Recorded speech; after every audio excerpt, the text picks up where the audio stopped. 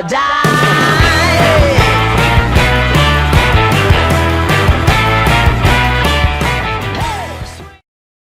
Own personal mathematics here, and I'm going to base it off of two contracts coming out of Toronto. Okay, I'm going to compare William Nylander to Leon Draisaitl, and I'm also going to compare Austin Matthews to McDavid.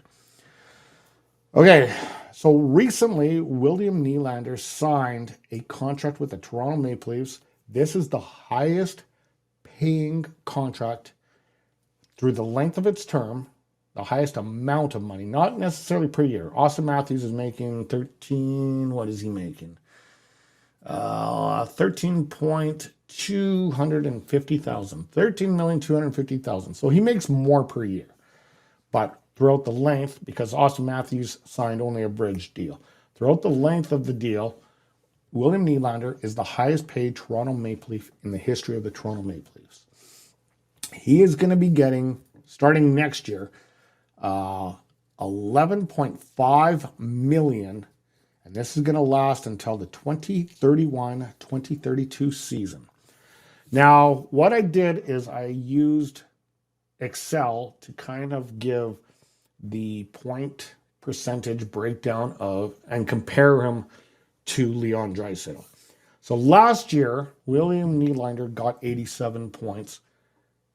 Leon Draisaitl had 128.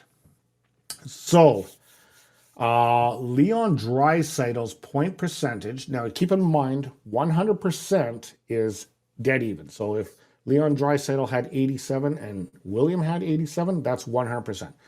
His point percentage was 147.13%. So basically, I'm judging it off of a 47.13 percentile increase, which I'm going to add to the wage. Okay. I know it's a little confusing here. With William Nylander making $11.5 million. That's crazy money. And Leon Draisaitl now currently at $8.5 million. Leon Draisaitl is due for a contract here at the end of the 24-25 season. He becomes a UFA. Okay. By those numbers, looking at the comparison of what Nylander does, Leon Draisaitl with the cap allowance that it's allowed should technically be making $12,505,747. Now, obviously, we're getting a little technical, but basically $12,500,000 if you're going to pay William Nylander that much. Okay? Here's the good one now. We get into Connor McDavid's contract compared to Austin Matthews' contract. Okay, Austin Matthews, and I think this contract kicked in this year. It might be kicking this year or it might be next year. $13.250 million. He is now the highest paid player in the NHL with that contract. He had 85 points last year. This is where it gets really stupid. Connor McDavid nearly doubled him with 153 points. So that puts him at 180% of Austin Matthews' total. Now, when you do the math, it can't even exceed the actual cap hit for next year. So next year, the cap hit for every team is roughly, now this is a rough estimate, $87.675 million. That's where it's supposed to jump to. So the maximum at 20% that Connor McDavid could make is $17,535,000.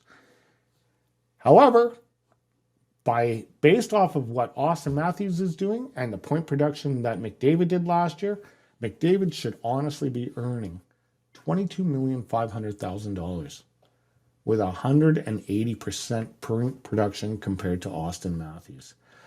That to me is absolutely sickening. He'll never get to that because there is certain rules and regulations involved with the cap, and the maximum any player can get is 20% of that cap. And McDavid was obviously nice enough when he signed his first multi-year deal to say, hey, we need to sign some good players. He'll probably do the same thing, probably take a team cut. I'm hoping Leo does too, because we still got to worry about Stuart Skinner. We got to worry about, we don't have to worry about Darnell Nurse. We got him locked in for quite a while. But we got to worry about Evan Bouchard. And then the up-and-comers. Warren Fogel's coming around. He's going to want a bit of a pay raise. Stuart Skinner's been lights out. He's looking at Jack Campbell saying, hey, you're getting $5 million. I want more than that. You're in the AHL. So there's problems financially coming on the horizon. Luckily, the Oilers are riding hot now, and hopefully they can get the job done this season. Because, it could be an ugly future for the Edmonton Oilers.